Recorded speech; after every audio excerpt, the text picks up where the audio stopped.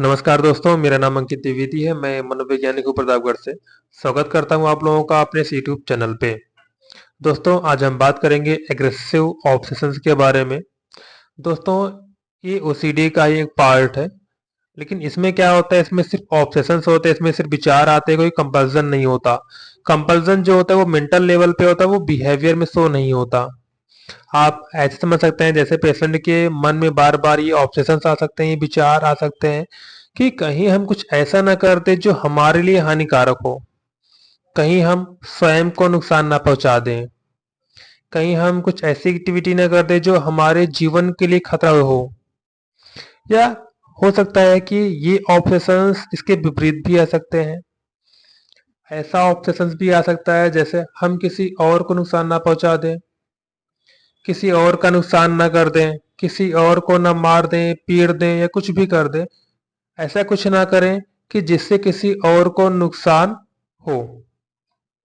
तो इसके अलावा भी ऑब्सेशंस आते हैं, विचार आते हैं इसके मन में। बहुत हिंसक, बहुत भयानक छवियां देख सकता है।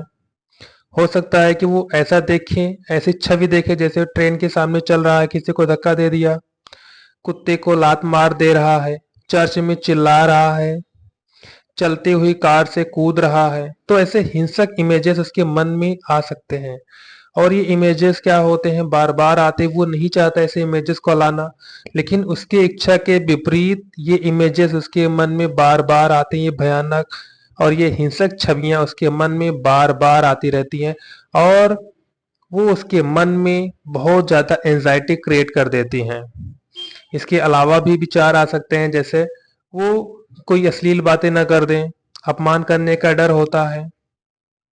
आप ऐसे समझ सकते हैं कि जैसे उसकी जो फ्रेंड मंडली है, कई बार वो बातें भी नहीं करते। उनको ये लगता है कुछ ऐसा ना बोल दें कि जिससे इंसल्ट फील हो, कहीं हम कुछ अपने मन से कुछ अश्लील बातें ना बोल दें। इसलिए कई बार क्या होता है, वो डर कारण हो सकता है कि वो शांत रहे, बोले ही ना। हालांकि उन्होंने ऐसा कभी किया नहीं होता, लेकिन उसके मन में बार बार ये विचार आते हैं, ये ऑब्सेशंस आते हैं। इसके अलावा और भी ऑब्सेशंस होते हैं, जैसे उनको ये ऑब्सेशन हो सकता है कि जैसे वो कुछ और शर्मनाक करने का डर, वो कुछ एम्बैरेसिंग ना कर दें, कुछ ऐसा ना कर दें कि जो उनके लिए बहुत ही शर्मनाक हो। इसलिए कई बार क्या होता हो सकता है कि वो अपने आप को एकदम अलग कर लें, लोगों के बीच में जाएं ही ना, कि अगर लोगों के बीच में जाएंगे नहीं तो हम कुछ ऐसा करेंगे नहीं जिससे जो हमारे लिए बहुत शर्मनाक फील हो। इसके अलावा उनको ये भी ऑब्सेशन आ सकते हैं कि जैसे हम किसी और को स्टैबिंग न कर दें, किसी और को ना चाकू मार दें। और ये जरूरी नहीं है कि वो इनमीज ही हो। चाकू मारना हो सकता है कि इसके मन में जो ऑब्सेशन आ रहा है कि हम अपने दोस्त को चाकू मार रहे हैं, हम किसी अजनबी को चाकू मार रहे हैं, किसी अपने फैमिली मेंबर को स्टैप कर रहे हैं। उसके मन में ये अनवांटेड इम्पल्सेस आते हैं, मतलब वो ये चीज सोचना नहीं चाह रहा है, लेकिन ये जो थॉट आ रहे हैं, जो ऑब्सेशंस आ रहे हैं, वो अपने आप आ रहे हैं। और कई बार क्या होता है, पेशेंट इस विचार को अपने मन से निकाल देना चाहता है, लेकिन जितना निकालने का प्रयास करते ऑब्सेशंस उतनी ही ज्यादा बढ़ते हैं और एंजाइटी उतनी ही ज्यादा बढ़ती है। या कई बार पेशेंट को ये भी विचार आता है कि कहीं वो किसी की चीज न चुरा ले, जैसे कहीं से धमारी न कर दे।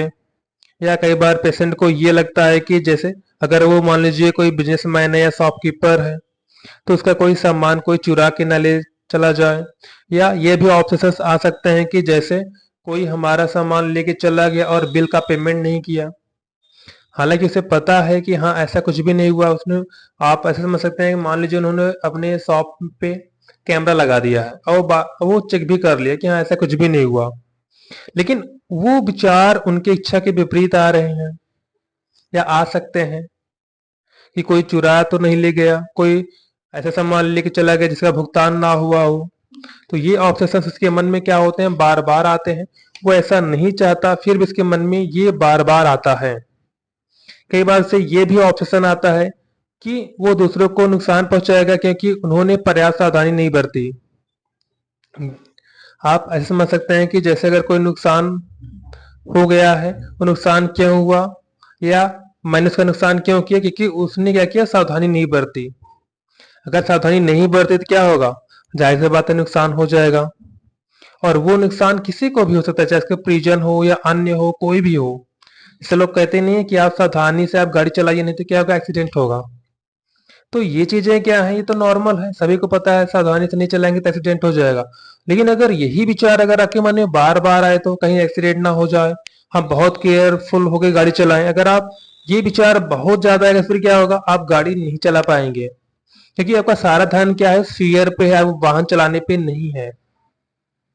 तो यहाँ पे क्या हो रहा है, ये विचार आपके अंदर एंजाइटी और डर क्रिएट कर रहे हैं, जिसके कारण धीरे धीरे हो सकता है कि आप वाहन चलाना ही छोड़ दें।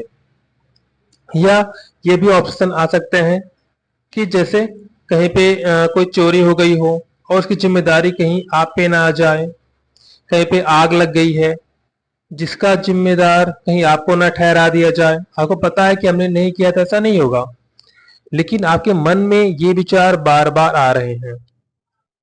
और होता क्या है कि अगर किसी के साथ ऐसा होता है तो कई बार वो डॉक्टर के पास विजिट नहीं करते हैं, वो अन्य जगह पे जाते हैं, झाड़ फूक बाबास वगैरह इन लोगों का सहारा लेते हैं, या लोगों के पास विजिट करते हैं।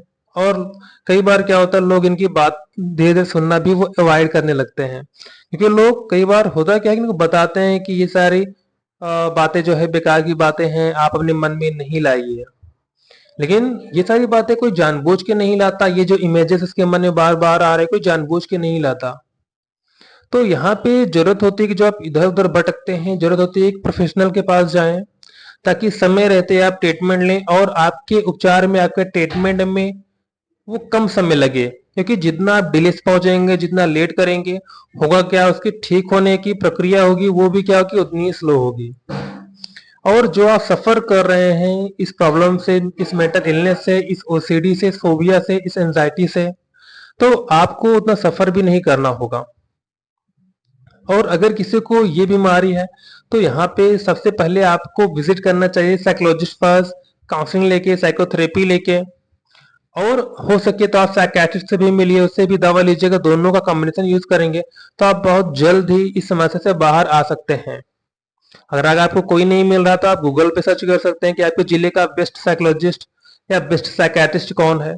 तो वहां से भी क्या होगा, आपको इजिली आप विजिट कर सकते हैं, आप फाइंड आउट कर सकते हैं अपने जिले के साइकोलॉजिस्ट या साइकियाट्रिस्ट, या जो भी आपके जिले के नियर बाई होंगे। तो उम्मीद करता हूँ वीडियो आपके बहुत काम आया होगा। फिर भी अगर आपके मन में कोई क्वेरी है तो आप कमेंट जरिए आप हमसे पूछ सकते हैं। धन्यवाद।